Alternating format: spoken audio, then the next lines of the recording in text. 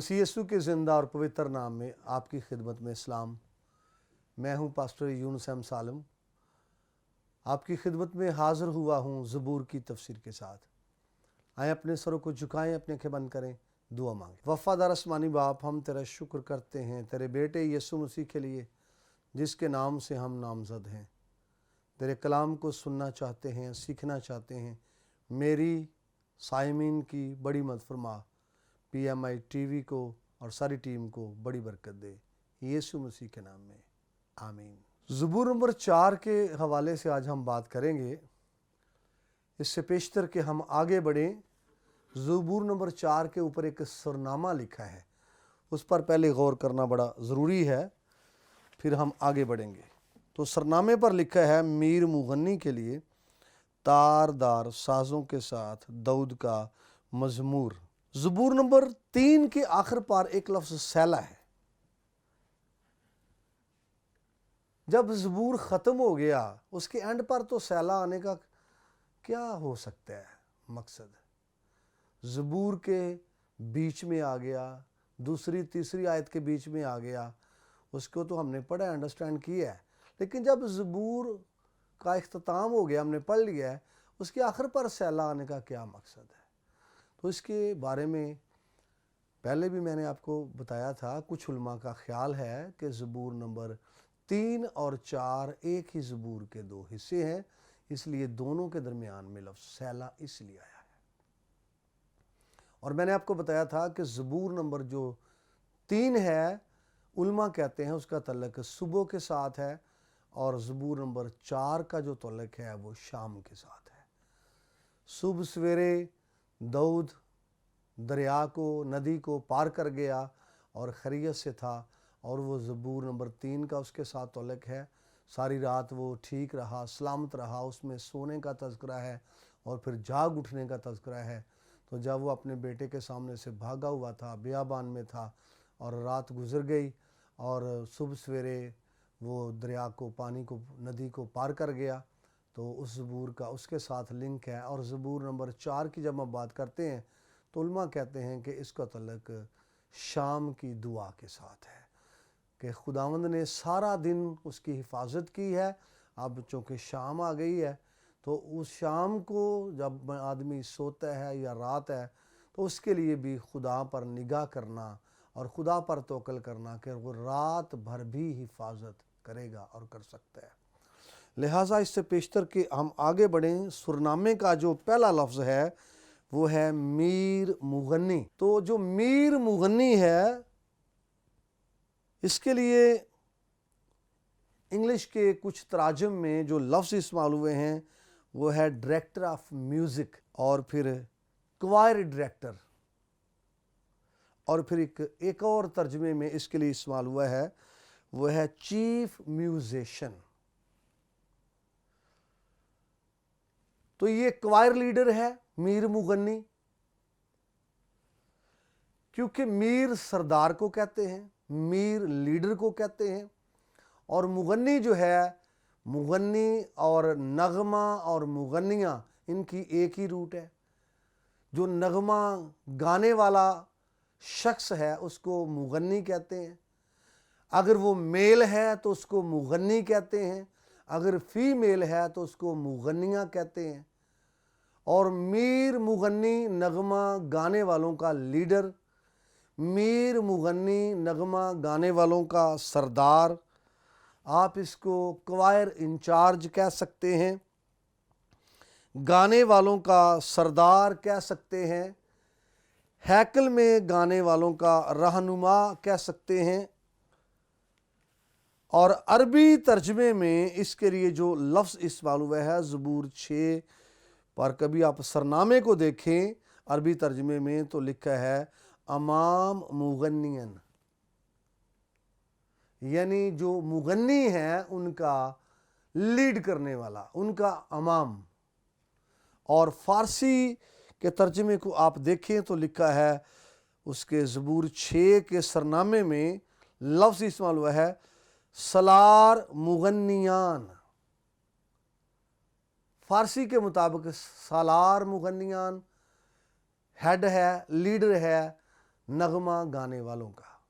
لہٰذا یہ جو میر مغنی ہے یہ انچارج ہے گانے والوں کا، کوائر لیڈر ہے، گانے والوں کا سردار ہے، اور ہیکل میں گانے والوں کا رہنما ہے۔ میر مغنی اس کو کہتے ہیں۔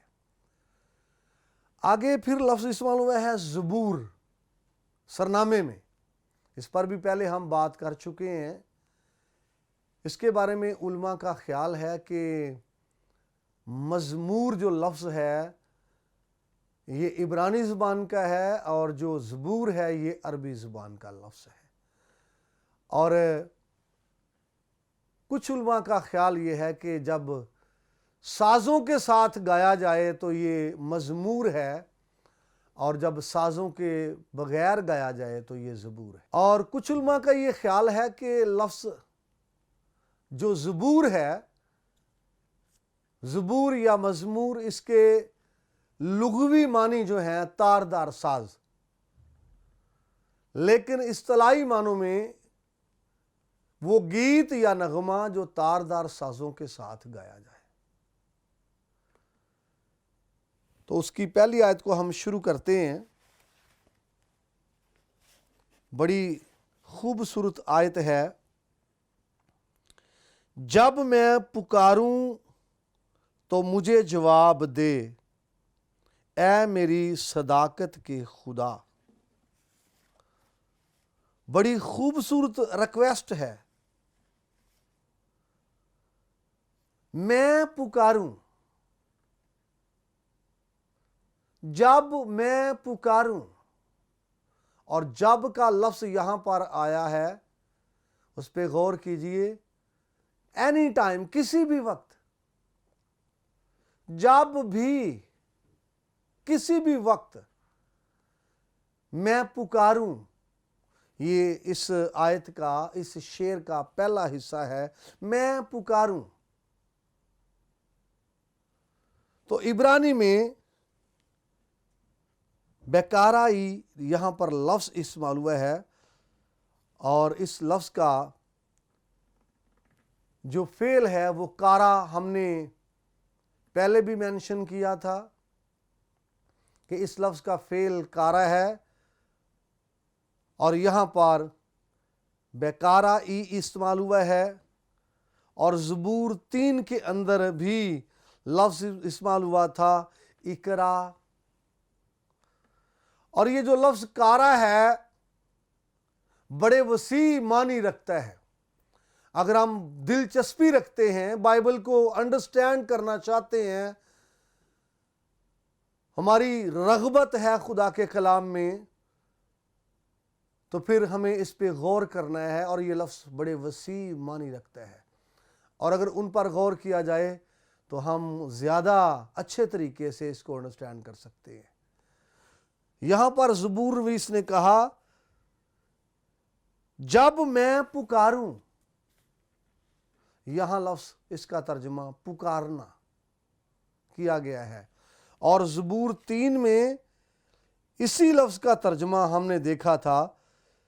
زبور 3 کی اس کی 4 آیت میں لکھا ہے فریاد کرتا ہوں، فریاد کرنا۔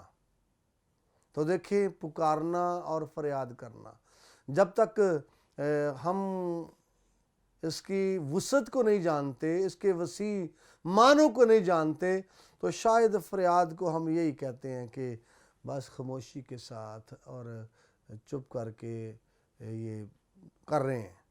لیکن اگر اس لفظ پر غور کیا جائے تو فریاد کے معنی بھی کھل کر ہمارے سامنے آ سکتے ہیں، اور پکارنے کے معنی جو ہیں اس کو بھی ہم اچھی طرح انڈرسٹینڈ کر سکتے ہیں۔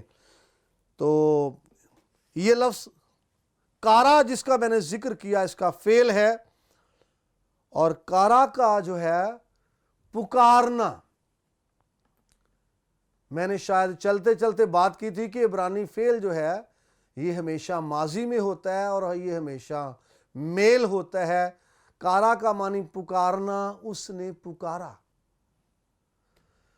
تو زبور 27 اس کی 7ویں آیت میں یہی لفظ استعمال ہوا ہے جس کا اردو میں ترجمہ پکارنا کیا گیا ہے۔ زبور 27 اس کی 7ویں آیت۔ پھر خروج کی کتاب اس کا 33واں باب اس کی 19ویں آیت میں اسی لفظ کا جو ترجمہ ہے اعلان کرنا کیا گیا ہے۔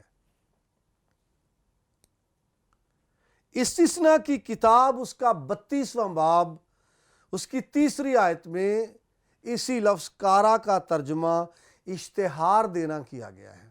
یونا کی کتاب اس کا 3 باب اس کی 2 آیت میں لفظ کارا کا ترجمہ منادی کرنا کیا گیا ہے۔ استثناء کی کتاب اس کے 17ویں باب کی 19ویں آیت میں اس لفظ کا ترجمہ پڑھنا کیا گیا ہے۔ خروج کی کتاب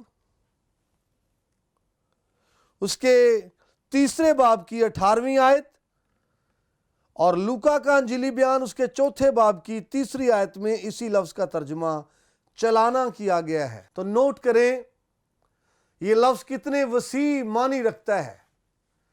کارا کے معنی چلانا ہے، پکارنا ہے، اعلان کرنا ہے، اشتہار دینا ہے، پڑھنا ہے، منادی کرنا ہے۔ اور جو لفظ کارا بھی میں نے آپ کو بتایا کہ یہ فعل ہے، اس کا تعلق پڑھنے سے بھی ہے، پڑھنا۔ جب یہ کہا جاتا ہے فلاں کا یہ نام رکھنا تو وہاں پر بھی یہی لفظ استعمال کیا جاتا ہے، کارا، کہ اسے اس نام سے پکارنا، اعلان کرنا، منادی کرنا۔ جب زبور نویس یہ کہتا ہے جب میں پکاروں، اس کے اندر یہ سینس پائی جاتی ہے کہ وہ بلند آواز سے بول رہا ہے۔ جب میں بلند آواز سے دعا کروں، یہ سینس اس کے اندر ہے۔ جب میں تجھ سے بات کروں اونچی آواز میں، اس کے اندر یہ سینس موجود ہے۔ بھئی اعلان کرنا، اشتہار دینا، یہ سینس ہے۔ پریچ کرنا، منادی کرنا، یہ سینس ہے۔ چلانا، یہ سینس ہے۔ چیخنا، یہ سینس ہے۔ تو یہاں پر زبور نویس بے شک خدا ہماری اس دعا کو بھی سنتا ہے جو ہمارے دل میں ہم کر رہے ہوتے ہیں اور بول کر نہیں کر رہے ہوتے، اس پر بھی وہ نگاہ کرتا ہے۔ اس میں کوئی شک والی بات نہیں ہے۔ لیکن یہاں پر زبور نویس یہ کہتا ہے کہ جب میں پکاروں، یعنی جب میں چلاؤں، جب میں اپنی بیماری کے بارے میں، اپنی تکلیف کے بارے میں، اپنی ڈسٹربنگ کے بارے میں اپنی آواز بلند کروں۔ اور میں آپ کو بتانا چاہتا ہوں جب شور کیا جاتا ہے، آواز بلند کی جاتی ہے، شور کیا جاتا ہے، اعلان کیا جاتا ہے، ہاں جی پنجابی چاہتے ہیں جدو روڑا پایا جاتا ہے تو کوئی 4 لوگ کٹھے ہو جاتے ہیں، ہاں جی، تو اس کا مطلب ہے وہ چاہتا ہے کہ اس کی درخواست پر ایک دم غور کیا جائے، اس کی آواز پر ایک دم غور کیا جائے۔ کئی جگہوں پر یہ بلند آواز، اردو میں آپ کو ملے گا بلند آواز اور ہبرو میں ملے گا بیکول گادول، بلند آواز کے ساتھ۔ اور پکارنے کی یہی سینس ہے۔ جب آپ بلند آواز سے بولتے ہیں تو یہ پکارنا ہے۔ جب آپ بلند آواز سے بات کرتے ہیں تو یہ پکارتے ہیں۔ اور آپ کو یاد ہے کہ جب کبھی اناؤنسمنٹ کی جاتی ہے تو کیا وہ بڑی دھیمی آواز کے ساتھ اناؤنسمنٹ کی جاتی ہے؟ بھی جب کبھی اعلان کیا جاتا ہے کسی جگہ پر بھی، کیا وہ آواز کو بالکل میوٹ کر کے کی جاتی ہے اناؤنسمنٹ؟ نہیں، جب بھی اعلان ہوگا جو ہے آواز جو ہے وہ اونچی ہوگی، آواز جو ہے وہ زیادہ ہوگی تاکہ لوگ اس کی سنیں اور لوگ سماعت فرمائیں، اس لیے آواز بلند ہوتی ہے۔ اور یہاں پر زبور نویس جب پکارنے کی بات کرتا ہے، اصل میں وہ اپنی بیماری کے بارے میں اعلان کر رہا ہے، اپنی کمزوری کے بارے میں شور کر رہا ہے، اپنی مصیبت کے بارے میں وہ بتا رہا ہے، اپنی تکلیف میں وہ چیختا اور چلا رہا ہے۔ یہ سینس اس کے اندر موجود ہے کہ جب میں چلاؤں، جب میں چیخوں، جب میں اپنی تکلیف میں اناؤنسمنٹ کروں، یہ وہ بات کر رہا ہے بلند آواز سے کہ میری ایپلیکیشن جو ہے یہ افیکٹو ہو، میری جو درخواست ہے یہ مؤثر ہو، اس لیے وہ اونچی بات کر رہا ہے۔ اور زبور 3 کے اندر 4 آیت کے اندر اسی کا ترجمہ فریاد کرنا، پکارنا۔ یہاں پر جب میں پکاروں، آگے بڑھنا چاہتا ہوں، اس کے بارے میں ہم انڈرسٹینڈ کر چکے ہیں اور سیکھ چکے ہیں، اور میں آپ کو بتانا چاہتا ہوں یہی لفظ جس کے بارے میں ہم بات کر رہے ہیں، کارا، بائبل کے اندر یہ 737 مرتبہ استعمال ہوا ہے اور 528 مرتبہ اس کا ترجمہ کال کیا گیا ہے، اور 98 مرتبہ اس کا ترجمہ کرائیڈ کیا گیا ہے، 38 مرتبہ اسی لفظ کا ترجمہ ریڈ کیا گیا ہے، اور 36 مرتبہ اس کا ترجمہ پروکلیم کیا گیا ہے، 7 مرتبہ اس کا ترجمہ نیمڈ کیا گیا ہے، اور اس کے علاوہ پریچ اور پبلش اور بھی اس کے جو ہیں وہ تراجم ہوئے ہیں جن میں انوائٹ ہے یا کال کرنا، ایسے تو اتنے وسیع معنی رکھتا ہے۔ اور میرا خیال ہے ہمیں اب اس بات کی سمجھ آ گئی ہے کہ جب خداوند کو پکارتے ہیں تو اس میں کیا سینس ہے کہ اپنی بات اس تک پہنچانا چاہتے ہیں کہ اور اس کا جواب چاہتے ہیں۔ تو آگے اسی کا حصہ ہے پہلے شعر کا، تو مجھے جواب دے۔ پہلے بات تھی کہ جب میں پکاروں، تو ابھی دوسرا حصہ اس کا یہ ہے، مجھے جواب دے۔ بڑی سادہ سی بات ہے، کوئی بھی بات کرتا ہے، کوئی شخص، کوئی انسان بات کرتا ہے تو وہ چاہتا ہے کہ اس کی بات کا جواب دیا جائے، اور اگر وہ اس کی دعا کا جواب کوئی نہیں دیتا تو وہ سوچتا ہے شاید مجھ سے ناراض ہے، شاید مجھ سے کوئی غلطی ہو گئی ہے، شاید یہ مجھ سے بات کرنا ہی نہیں چاہتا۔ تو اس لیے اس کے کئی میننگ ہو سکتے ہیں۔ یہاں زبور میں اس نے کہا مجھے جواب دے، تو اردو ترجمے میں یہاں پر ہے جواب دے، اور جو یہاں پر عبرانی زبان کا لفظ استعمال ہوا ہے وہ ہے انینی، جس کا ہم اردو میں ترجمہ کرتے ہیں مجھے جواب دے۔ تو اس کا ہے، اس کا ترجمہ ہیئر بھی کیا گیا ہے، یعنی مجھے سن، جب میں بات کروں تو مجھے سن، اور مجھے آنسر بھی اس کا ترجمہ کیا گیا ہے، مجھے جواب دے۔ اور اس کے اندر جو سینس پائی جاتی ہے کہ جب میں بات کروں تو مجھ پر توجہ کر، جب میں بات کروں تو میری طرف دیکھ، جب میں بات کروں تو میری بات پر غور کر، جب میں بات کروں تو مجھے جواب دے۔ اور جب ہم بات کرتے ہیں تو پھر یہ تقاضا کرتے ہیں کہ میری بات کا جواب دیا جائے، بات کرتے ہیں تو اس بات کو پسند کرتے ہیں کہ میری بات کا جواب دیا جائے۔ یہی زبور نویس خدا سے کہتا ہے کہ میری باتوں کا جواب دے۔ اور میں آپ کو بتانا چاہتا ہوں جب جواب نہ دیا جائے تو اس کا مطلب ہے یہ ناراضگی کا اظہار ہو سکتا ہے۔ آپ کو یاد ہونا چاہیے ساؤل بادشاہ جو تھا اس نے کئی مرتبہ خدا سے پوچھا، اپنی حکومت کے، سلطنت کے خاتمے کے حوالے سے، اس کے شکست کی وجوہات کے حوالے سے، پریشانیوں کے حوالے سے کئی مرتبہ اس نے خدا سے پوچھا، بات کی۔ اریم اور تمیم جو پتھر تھے سردار کاہن کے جبے میں، اس کے تھرو بھی اس نے کوشش کی لیکن خدا نے بات نہ کی۔ نبیوں کے تھرو بھی اس نے چاہا کہ خدا مجھ سے بات کرے لیکن خدا نے بات نہ کی، اور خوابوں میں بھی خدا نے بات نہ کی کیونکہ خدا اس سے ناراض ہو چکا تھا، اور اسے اس بات کا احساس ہوا کہ خدا مجھ سے ناراض ہو گیا ہے، اس لیے وہ مجھ سے بات نہیں کرتا۔ تو جب خدا ناراض ہو جائے تب بات نہیں کرتا۔ زبور نویس یہاں پر کہتا ہے جب میں پکاروں تو مجھے جواب دے۔ اور میں آپ کو بتانا چاہتا ہوں زبور نویس چاہتا ہے کہ میری دعا جو ہے وہ خدا کے حضور پہنچے، میری باتیں جو ہیں وہ خدا کے حضور میں مقبول ٹھہریں، میرا رونا اور میرا چلانا اور چیخنا خدا کی حضوری میں پسند آئے، اور خدا مجھے سنے اور جواب دے، تاکہ جو دشمن ہے وہ شکست کھائے، جو دشمن ہے وہ فیل ہو جائے۔ اس لیے زبور نویس کہتا ہے جواب دے، اور اگر جواب دیا جائے تو یہ اس بات کی عکاسی ہے کہ رابطہ ہے، اگر جواب دیا جائے تو اس بات کی عکاسی ہے کہ صلح ہے، اور اگر جواب نہ دیا جائے تو یہ ناراضگی کا اظہار ہو سکتا ہے۔ میرے عزیزو، وقت ہو رہا ہے پروگرام کے ختم ہونے کا۔ انہی الفاظ کے ساتھ میں آپ سے اجازت چاہوں گا، پھر ملاقات ہوگی ایک نئے پروگرام میں۔